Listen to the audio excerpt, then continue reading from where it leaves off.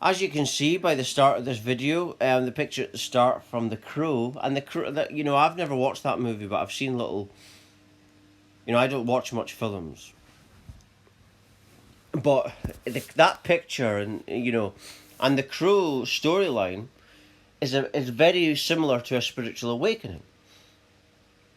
Um, it's because in that Crow he's becoming, he's starting to have flashbacks of the destruction parts of his life, and this is what I call, and it's actually a thing in the spiritual movement called the dark night of the soul. Now this got out there because people that have spiritual awakenings revealed it.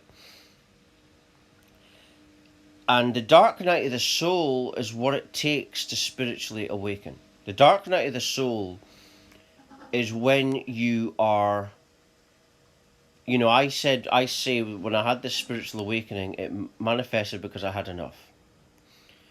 Right, and that's because you're going through this dark moments.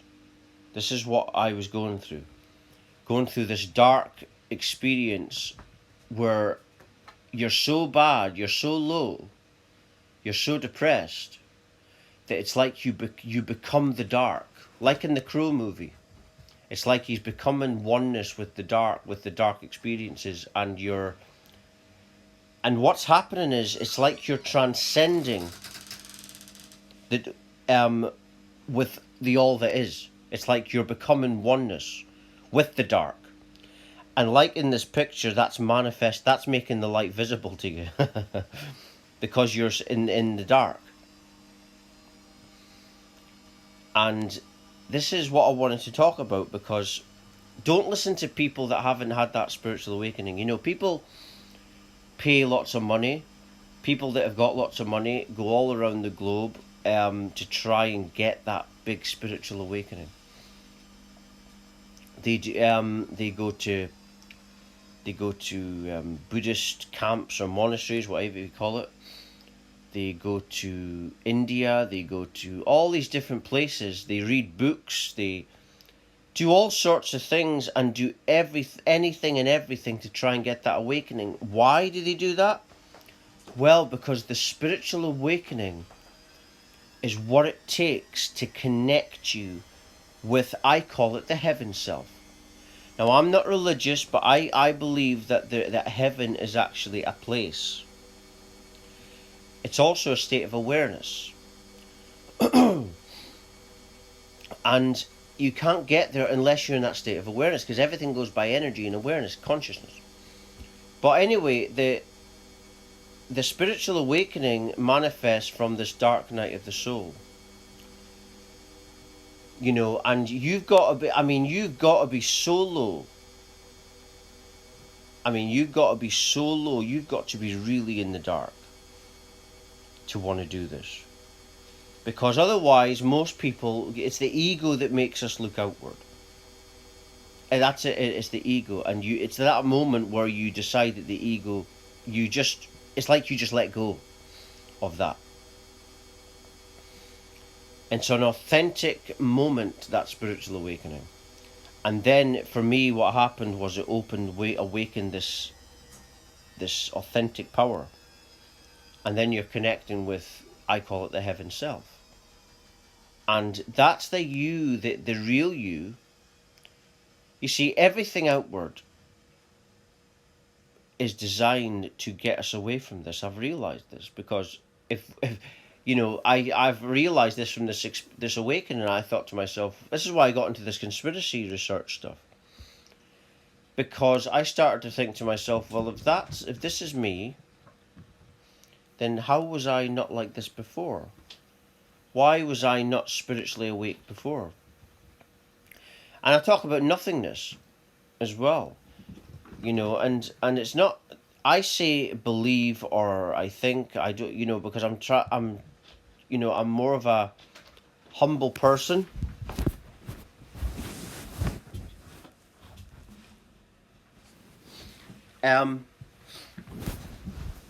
Yeah, I'm more humble, and so I don't want to come across too big-headed, but the truth of that matter is, I know. I don't think, I don't believe, I know. But I guess I say things to try and be nice to other people's beliefs. You could say, because other people believe in whatever. And in the last week, I mean, I was brought up with my mum's side are gypsy traveling people, um, and they were into psychic readings and mediumship, spirits.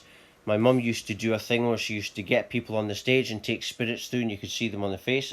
We even took pictures of it. And so, but we used to get crazy psychopathic religious people coming to the shows and saying it was the devil and everything.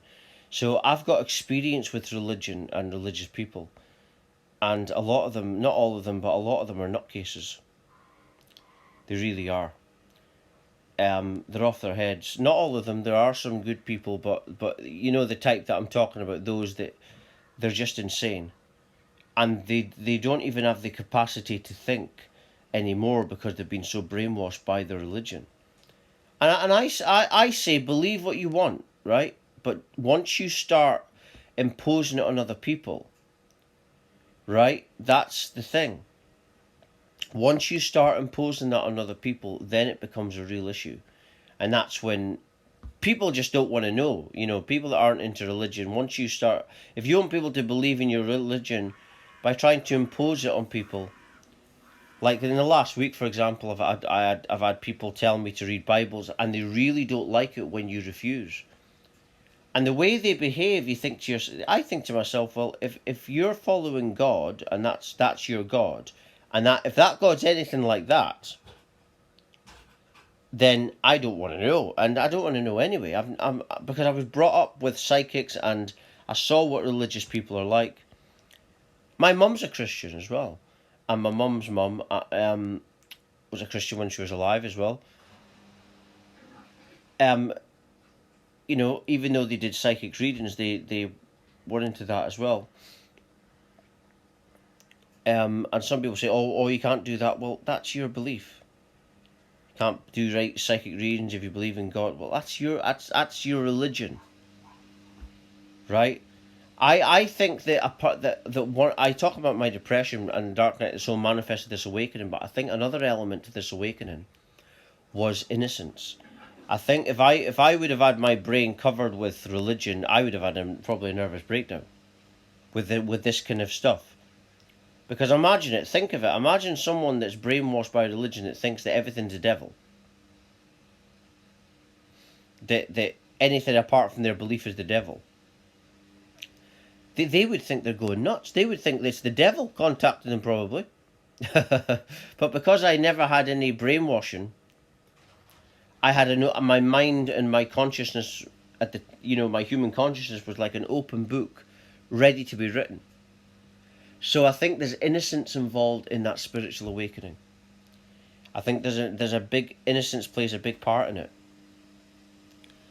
But the only people that really are qualified to speak about spiritual awakening is the ones that have the spiritual awakening. Do you know there's a PhD in spiritual development, but it can't get you an awakening? Because nothing can. So it doesn't mean anything, does it, the PhD? If it can't get you, because the awakening is what connects you to that. It takes you to that next level. It connects you with your heaven self. Now, once you're connected to the heaven self, this heaven self is now giving you knowledge, relentless knowledge, insights, understandings. And that is like a parallel you, and there's limitless layers of it as well. There's all these different layers of that self as well. And what it's doing, it's working with you based on the ascension level that you're at. That's what the heaven self does. That's just my name I call it. I call it the heaven self. And that's the you that lives in heaven and works with you now when you're going through the spiritual awakening process. And someone says to me on Twitter, you'll find Christ. No, you don't find Christ, because Jesus Christ is a made-up name. Right? Jesus Christ is a made-up name. Everything is made up by somebody. Every religion, book, everything is made up. Right? Everything. That's what Osho once said, that God is the biggest lie invented by man. And those of you who know who Osho is, Osho was a very ascended being on earth. And that is very true. God, there is no God as such. What is well, everything has to come from nothingness, right?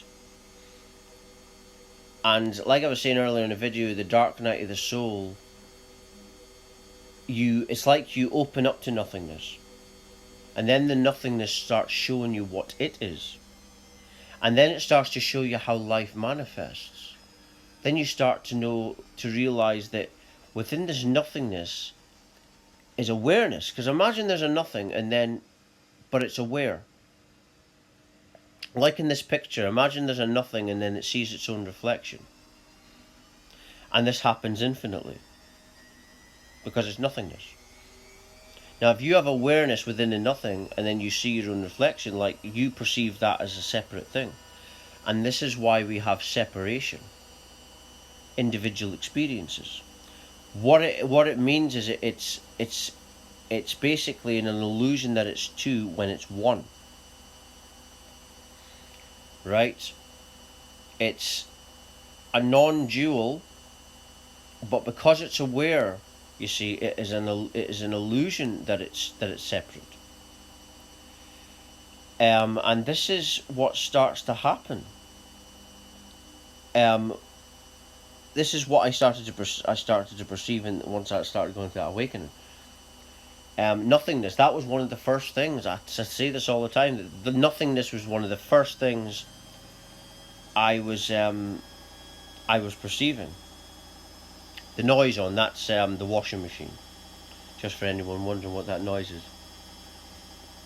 But yeah, regarding religious people, I had people come from my mum's shows, so I'm very wary of religious people. Because of that experience. To me, when I was a kid growing up, them religious people coming to my mum's shows and events and acting crazy, they were like the devil to me. They were calling my mum the devil, but to me, they were the devil. I was talking the other day to someone about Anton LaVey. He invented the Church of Satan. But when you see Anton LaVey interviewed, he doesn't come across to me. I don't think he believed in the devil. I think to me he was someone that, was more spiritually aware. That's what Anton LaVey was to me, and I think that if there was a character as people perceive Jesus Christ or something, it would be like Anton LaVey. Because like I've been saying in this video, the dark night of the soul, that is what, because Anton LaVey spoke about that you can't have light without dark, and that's like the dark night of the soul is showing you, right? And the dark night of the soul isn't just one experience. It's like that's the core of it. The dark night of the soul moment when you're so low, but then after that you start going on a journey of realizing that everything is a jewel, works as a jewel. Like dark, but in this peak dark, nothing is light, is life.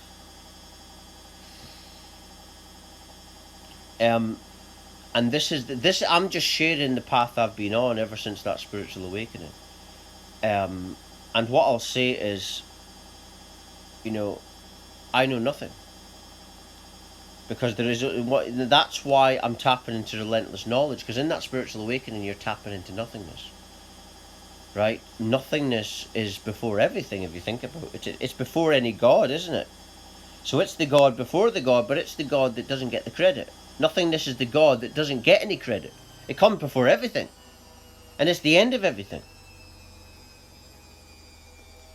And nothingness, like in this picture, is that power. And then you realize that everything is the reflection of you. You're aware of that. Because if you think of it, what you perceive in others is based on the reflection of you. What we perceive in the world, it's all a mirror of us. That's why I say that your perception of me is the reflection of you. How you take my words is based on you. But I'm just going to leave it there. For latest updates, videos, news, please do visit my website. I post pretty much a lot of stuff there. Well, I update regular. My website is www.lovelightfamily.com. Thank you for watching.